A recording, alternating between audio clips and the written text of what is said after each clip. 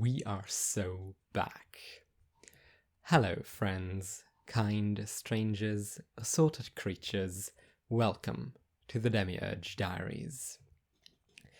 I want my friends to write blogs, to make art, to build personal websites, to shout thoughts at the flickering void of our collective digital hallucination space. This video is an experiment, or maybe these videos, Demidia episodes, should always be seen simultaneously as standalone pieces and as a detached limb of the greater project. It comments upon media, and sometimes it even tells you when it's doing that. It has patron saints of various topics and a number of recurring phrases, tenets, to serve as anchors and incantations. But these are merely pathways you might want to follow. The Demiurge Diaries aren't necessarily about anything besides themselves. They're a sum of parts, but not necessarily the parts you're looking at any given moment, and not necessarily in the right order. It has been streamlined for legibility and horrifically jumbled in the process. I promise this makes sense. Now, please, come in, the door is melting. Anyway, my buddy Tabak Transom of the Arch Plays once said that he couldn't be friends with people who don't consume his content. Scare quotes, because I think that content is a terribly degrading term for artistic self-expression. I had a strong adverse reaction to that take. I still believe it to be excessive, for what it's worth, but you can hopefully see how it at least touches on the same themes as I want all my friends to write blogs. His argument was that they would be far too out of the loop with regards to his current thinking if they did not keep up with the channel. My counter-argument was that he would be boring his friends. Sharing context allows us to be much more efficient at communicating with people we actually know. Conversing with a friend is a literal skill you get better at, information density of each word steadily increasing and potential for misunderstanding decreasing as you perfect the internal models you have of each other, slowly merging into a glorious Beowulf cluster of mutually outsourced, feedback-amplified concept refraction that vastly eclipses the sum of its parts in terms of both creativity and intelligence. Asking someone like that to listen to your thoughts when packaged for legibility to an audience of strangers is like explaining the current political climate starting from the Big Bang. It's tedious, and if they really are your friends, you should be able to catch them up pretty quickly. Right? Asking people to put up with that feels like narcissism, like attention-seeking, or like a lack of confidence in your specialized communication skill. There was real revulsion to the idea. Revulsion because some part of me agreed. I want all my friends to write blogs, you see, and I want them to read mine. At that time I did not know why that is, but now I think I do. Don't you love it when every idea that pops into your head ends up being about the meta of human communication? You might not have noticed because of how cosmic I tend to be with my writing stylistically, but that's really it. An aesthetic flourish I've grown to enjoy, and a barely hidden symbolism about the interfacing of ape brains lies buried millimeters beneath the surface. The veil is laughably thin and fraying at the edges. All I care about is people, because all I've ever been is people. Let the universe take care of itself, as I bask in the words of my fellow man. So, what is the meta of human communication up to these days? In blogs, vlogs, media directed at a public of no one in particular, lies a piece of information you did not have before. Information about the lens, information about the discrepancy between the friends you experience one-on-one and the way they speak to an unknown void. You know this. People assume different roles in different environments. Not lies, not masks, but facets. I for one have always been fascinated by reassembling those. Whether they or I want it, human communication styles converge in groups. You match rhythms. My specific style of back-channeling, even when I am not outright directing the trajectory of a conversation, will impact the way they express things. If I stop back-channeling, that's A, really distracting, and B, they'd still have an expectation of me and how I would react, and that still impacts the course they plot through semantic space. Unless everything was put to digital paper or tape in my absence, unless I was never a consideration in the first place, but only only a retroactive voyeur listening in on ideas expressed for the benefit of an anonymous void, the abyss looking back respectfully.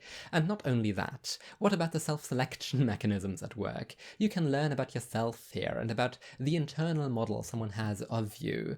Don't you want to know what things you aren't being talked to about in person because of a previous assessment that you wouldn't care?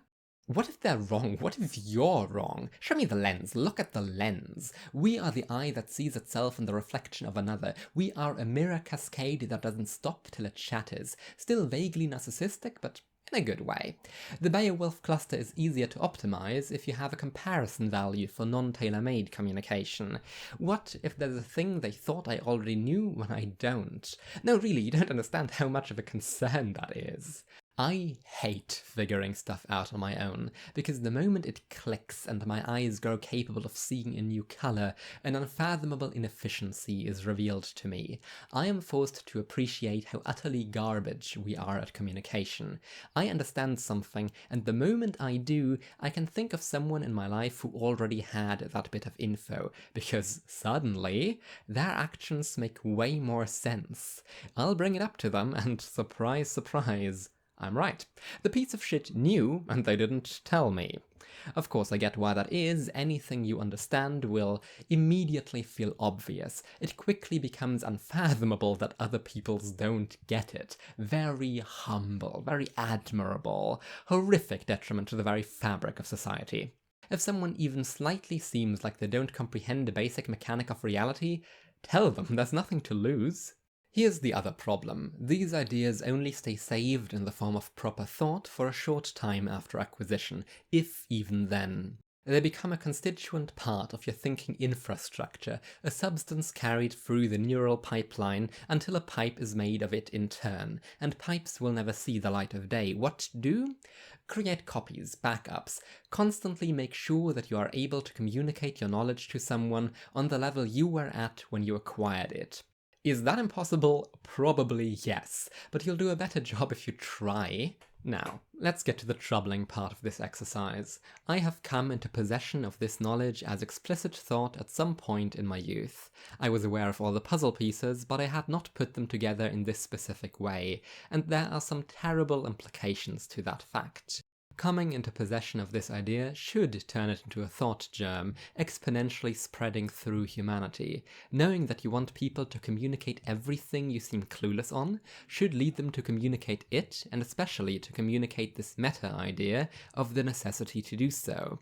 Anyone holding it should know to imbue it onto others, so why did I have to figure it out myself? Option 1 is extremely unlikely, and it's that I'm the first person to ever figure it out. Option 2 is that it's wrong, though I don't quite understand how it could be, and even if it's wrong, it's still probable to spread through those who have not figured out the specific issue, so it's still very unlikely that I'm the first person to be wrong in this way. The third option is most likely and most depressing of all. It is impossible to convey this information unless the recipient is in the exact state to understand it. It is unlikely that I have never interacted with someone who has held this thought, so they either must have tried to convey it and it did not work, or they must not have tried because it seemed to them to not be worthwhile attempting, because it rarely works. Remember, it feels obvious to me is not an excuse. If they're aware they'll feel condescended to is not an excuse. If this were truly grokked, there would be a lot more proselytizing going on. Be obnoxious. If you feel like you really made a breakthrough on something, tell people immediately, and don't worry about feeling silly or late to the party. Don't let it grow cold. Don't let it ossify into your cognitive infrastructure as an obvious truth and force another to also figure it out by themselves. Maybe they won't really internalize it. Most of the time, they won't. But when or if they do, they'll at least know whom to talk to about it. We're in this together, buddy. Don't hoard your ideas like ancient treasure when others might benefit from them. In my article, Teeth, Piss and Horses, the waitress eventually describes her ideal for mimetic dispersion as such. We should all be constantly feeding pre-chewed idea snippets to each other like a bunch of fucking birds. And she's right. I don't have enough dentin to tear myself through everything, but collectively we can. Enlightenment might seem distant, but there is a path forward, and we can get there if we put our heads together and actually share what meager amount of brain cells we have, like a bunch of fucking birds. What's it been? A year? Demidia is back, baby. Demidia is fucking back.